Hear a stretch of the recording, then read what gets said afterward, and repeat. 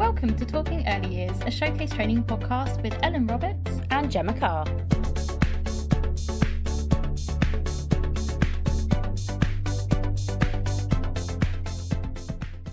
Hello and welcome to today's Talking Early Years podcast. This is our 10th episode in our Safeguarding Short series. In this episode, we're going to be discussing all things legislation and how this may impact us as practitioners.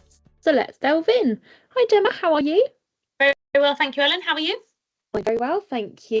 So lots of legislation around safeguarding. There's an exhaustive list, I think. So I think one of the things we want to do today is focus on our core pieces of legislation. Yeah, absolutely. And again, how they come into safeguarding, how they come into our settings, how they're seen, what they look like, and kind of how we're implementing them. Absolutely. In our podcast, what we're quite careful to do is make sure that for particular topics, if there's a legislation or a policy that our listeners need to sort of focus on. So, for example, if we're talking about county lines, we'll be talking about the Modern Slavery Act, for example. So do listen back to our podcast and make sure you pick up on those bits of legislation that we've already gone into. But this is all about the core pieces of general legislation, all under safeguarding. So absolutely. Let's go for it. Start me off, Ellen. What have we got to start with? So the main piece of legislation you must know within safeguarding is our Keeping Children Safe in Education. It's just been updated for 2025. So do go and have a look at that document. Part 1 of Keeping Children Safe is something that all people within education must read, all employees in education must read. So whether that's in early years, in schools, colleges, further education like Showcase, all staff within that organisation must read and sign to say they've read part 1, and then your designated safeguarding lead must read and understand the entire document. It's quite a long one, but full of very, very informative bits, for example, flowcharts on how to report things or up-to-date information about things like mis and disinformation, for example. In your experience, Gemma, how does Keeping Children Safe relate to practice in the setting? Again, like you say, it's kind of that overarching, again, looking at reporting. So what are those reporting lines? Who do we go to? Who if we have the concern about the designated safeguarding, who else we can go to? All of those options are vital for us, and that is predominantly our sort of takeaway from that legislation, and knowing your individual policies within setting for those as well. Absolutely. And on our website, our showcasetraining.co.uk/safeguarding, you'll see downloadable fact sheets for all of the legislation that we're going to go through today as well. But for our Keeping Children Safe, it's all about keeping children, whilst they are in our educational establishment, safe from harm and the risk of harm, both within the setting and outside of the setting. In terms of updates from 2024, there were very few this time. So this is bang up to date information. It only came out on the 1st of September. Oh, perfect. So part 1, so safeguarding for all staff, there's no changes. It fully aligns with the 2024 guidance that was in place from September last year. Part 2, there is more information about online safety in line with our Online Safety Act that has just been updated this year. There are links to the DfE's plan for technology for schools and clarify wording around cybersecurity standards within schools. They also have a look into working together to improve school attendance for alternative provisions, which is something that's been updated. It's been in place previously, but something to have a look at if you are part of an alternative provision. There's also under kinship care, it clarifies that virtual school heads have a non-statutory responsibility to promote educational achievement for children. And other technical updates, things like some wording.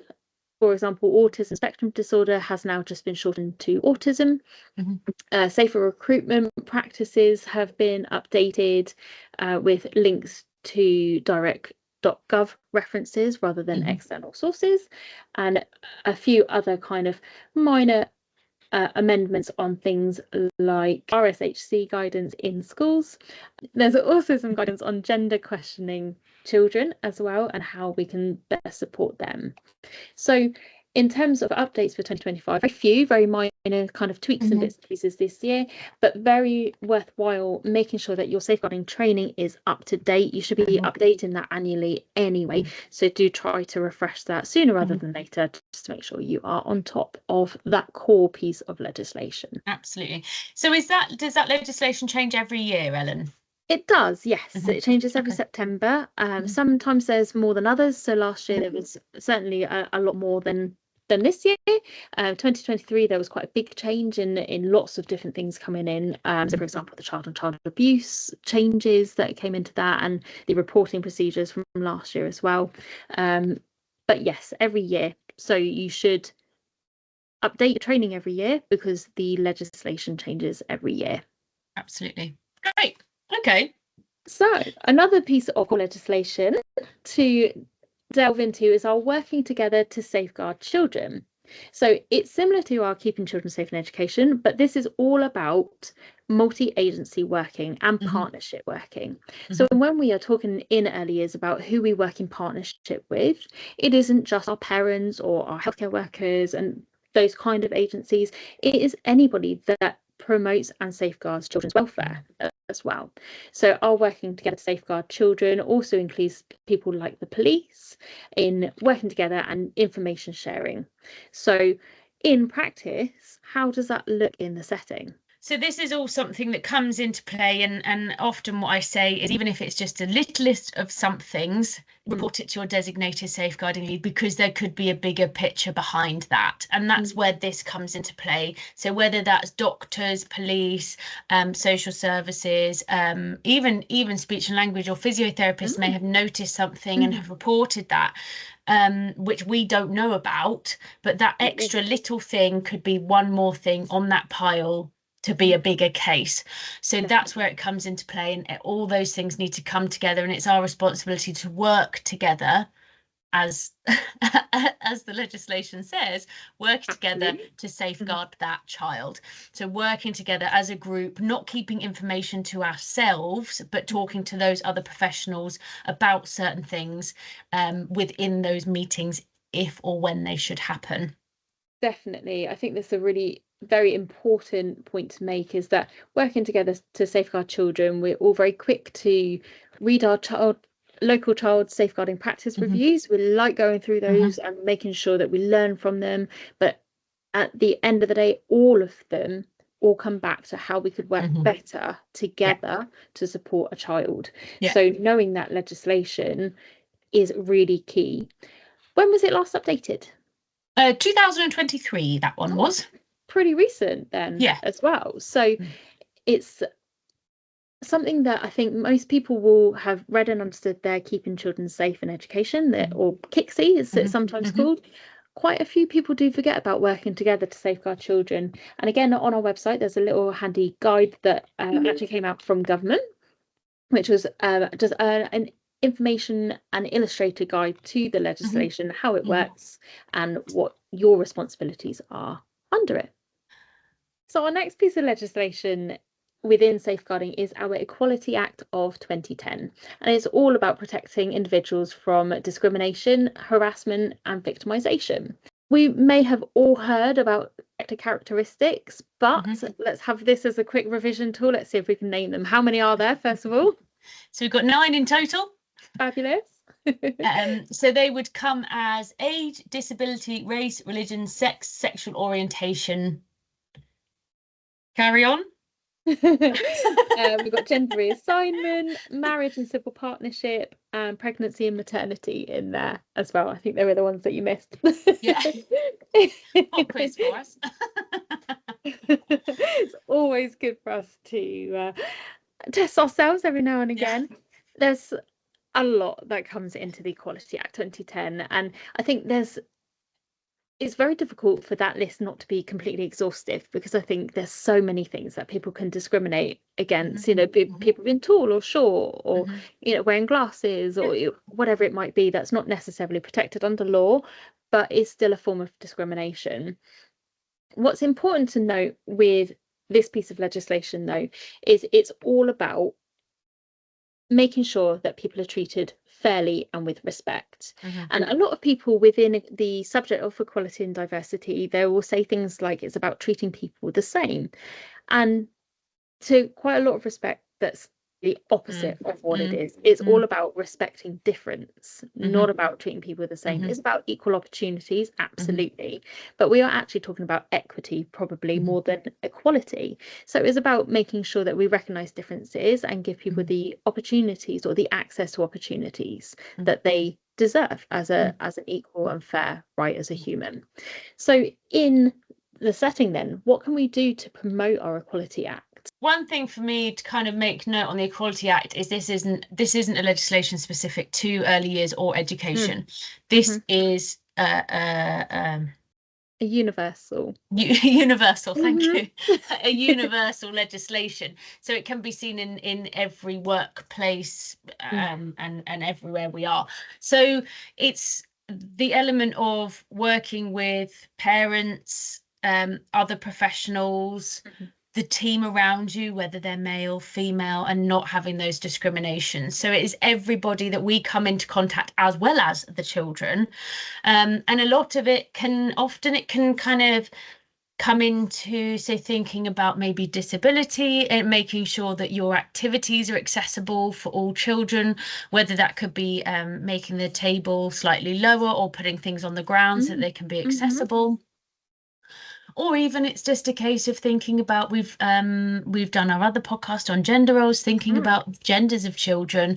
You know, all children can dress up as a princess if they want to, no matter whether they're boy or girl, and those sorts of differences there. So kind of including everything, and again working with your team as well. Some of your team members may have autism, so again working with them and supporting them with that, and kind of working together as a team, no matter that fact.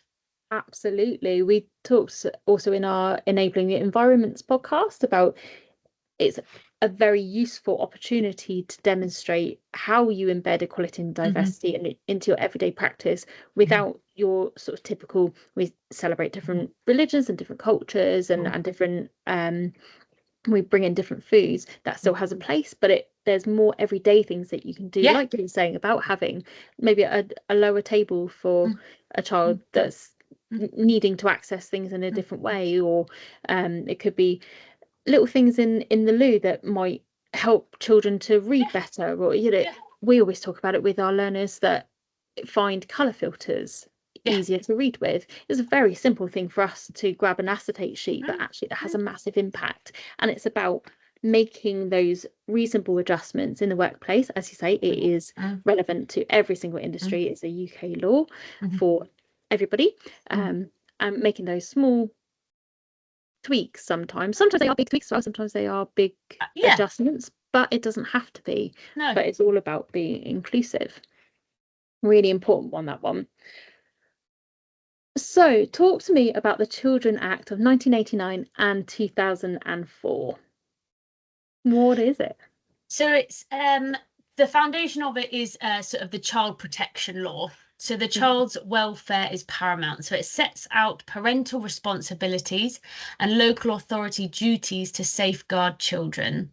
So it was strengthened the 1989 Act, which required better multi-agency working after the Child Safeguarding Practice Review, which used to be called Serious Case Reviews, of Victoria Climbier's death. And the review that was carried out after that. This then was adapted and developed further, and that then created the local safeguarding children boards. Okay, so now the safeguarding partnerships, and that again linking back into the working together to safeguard children as well. Massive. It's a huge piece of legislation, and people may have heard of things like a section 47, for example, and be wondering, what does that mean? But there's certain sections within the piece of legislation to direct readers to. So for example, section 47 is the duty to investigate if there's reasonable cause to suspect a child is either suffering or likely to suffer from harm. And section 17, for example, is our duty to safeguard and promote the welfare of children in need. So there's certain sections of that act which are incredibly important. Section 11, funnily enough, is the one that links directly to our KICSI, our Keeping Children Safe in Education, and it's the clear duty of key people and bodies, including schools, early years training providers, to safeguard and promote the welfare of children. So the Children Act, as you mentioned, it builds on ideas that different services need to work together in order to keep children safe as a collective organisation, not just as the police or the healthcare service individually. There is a responsibility and a need to work together for that child. So next up then on our key legislation list, we've got our Counter-Terrorism and Security Act. That sounds a little bit off-piste in early years. Yes, yeah, you would. About? You sort of think, oh gosh, that's a big topic to be discussing in early years, don't you? A bit scary. Break it down for me, Ellen. What does this mean? So our Counter-Terrorism and Security Act is all about preventing the risks of radicalisation and extremism.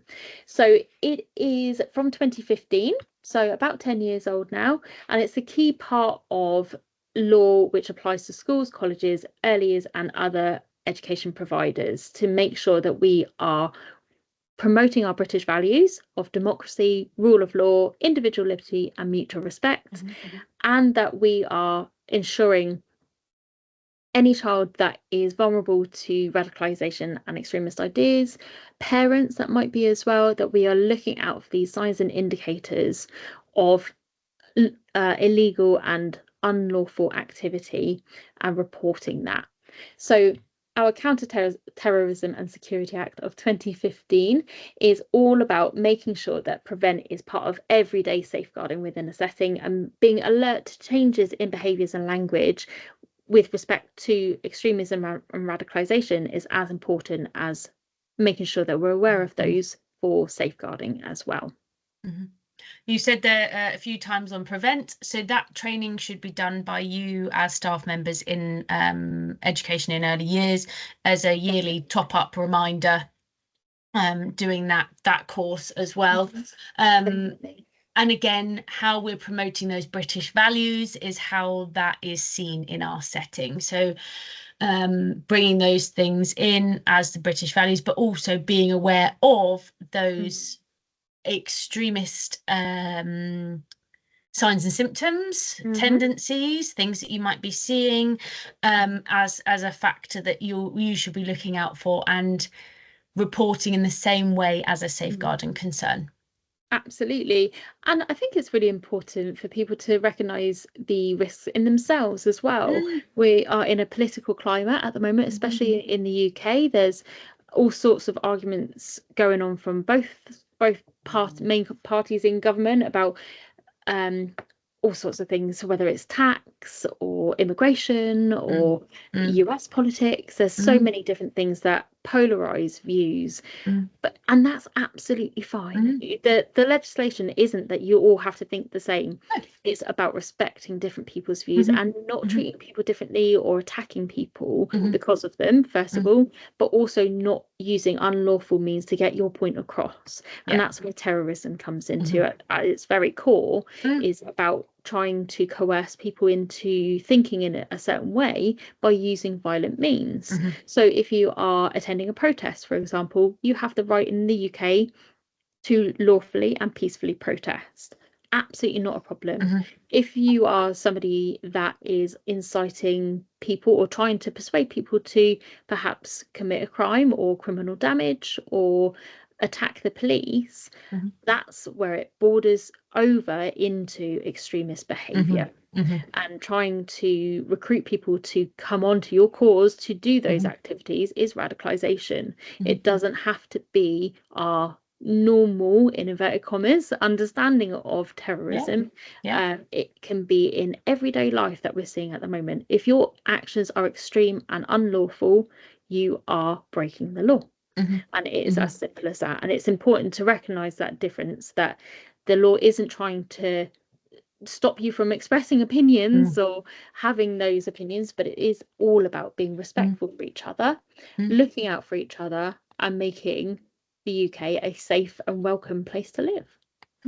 Completely. And again, when we're sort of starting to talk about these different legislations, and the more we look into each one, you can see how each one almost link into one another a lot as well, can't you?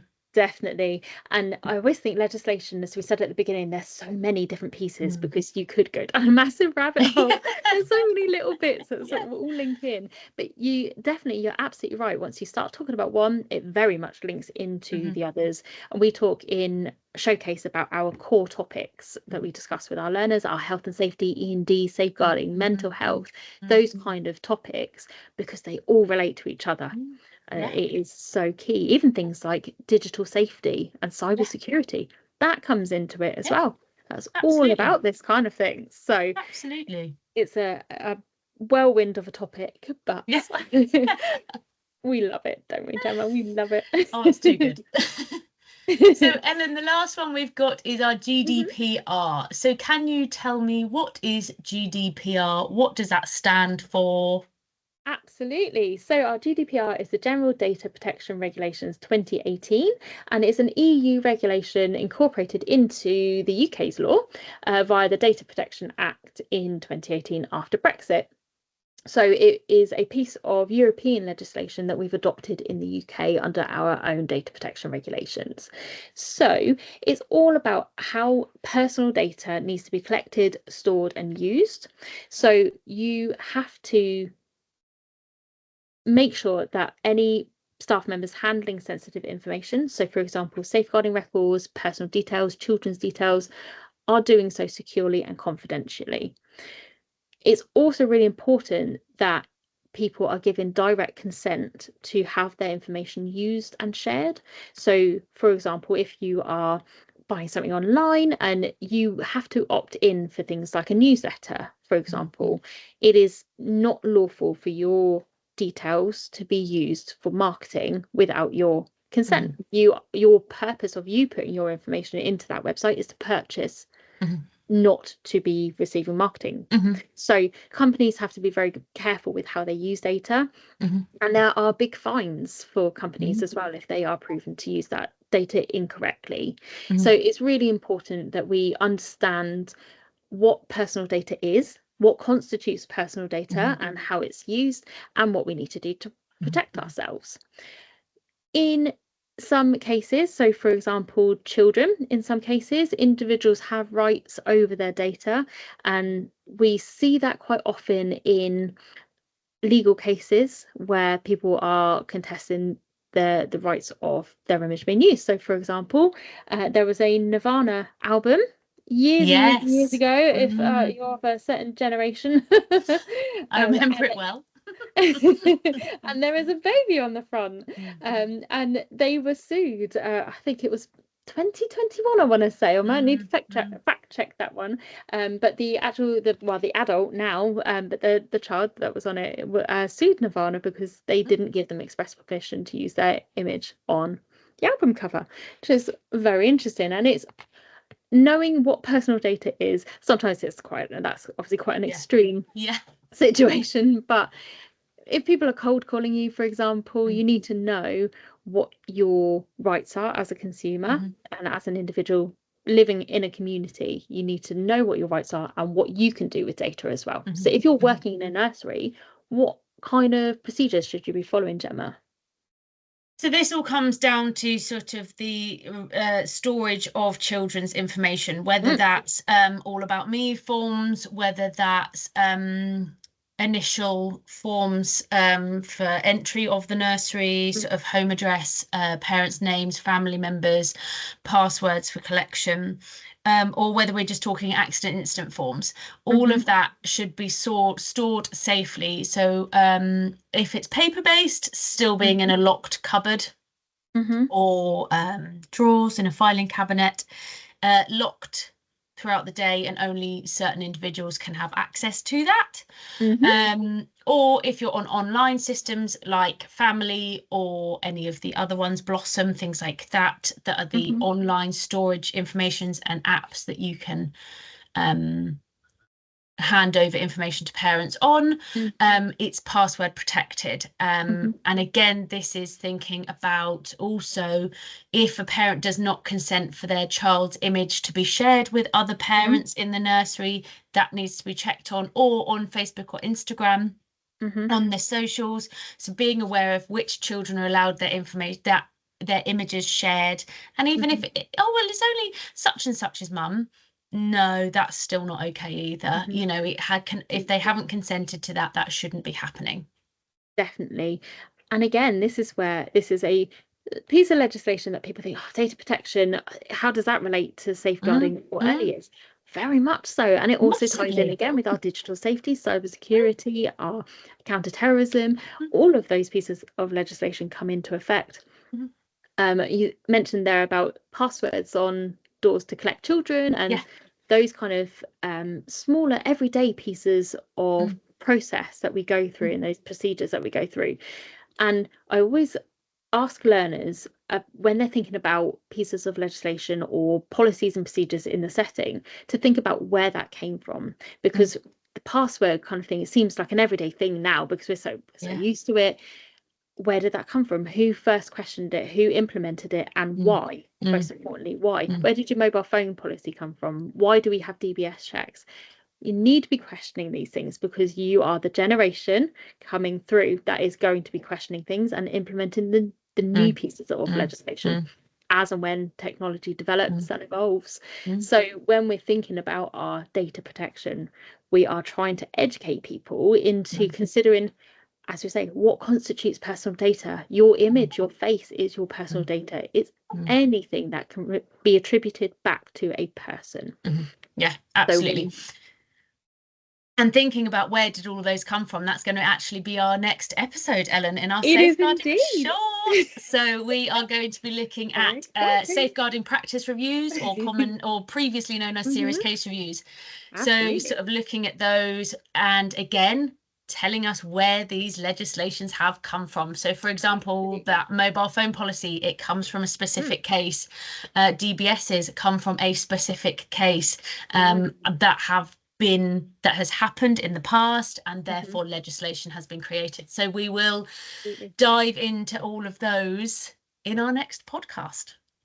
I absolutely can't wait. It's a very big topic, safeguarding, but I really do love our little shorts. Hopefully everybody finds them useful. Just a little snapshot into the world of safeguarding and a little reminder for your studies, for your own CPD, to remind you of core parts of safeguarding that you need to know. Absolutely. Fabulous. Well, thank you ever so much, everybody, for tuning in today. As always, safeguarding is a massive topic, and if you have any concerns, you can reach out either to your settings DSL or to the Showcase Training Safeguarding Lead, which is myself, Ellen, or directly to your local MASH or LADO. Don't forget to like, share and follow this podcast to stay updated. And as always, let's keep the conversation going about early years. Until next time, take care and keep making a difference.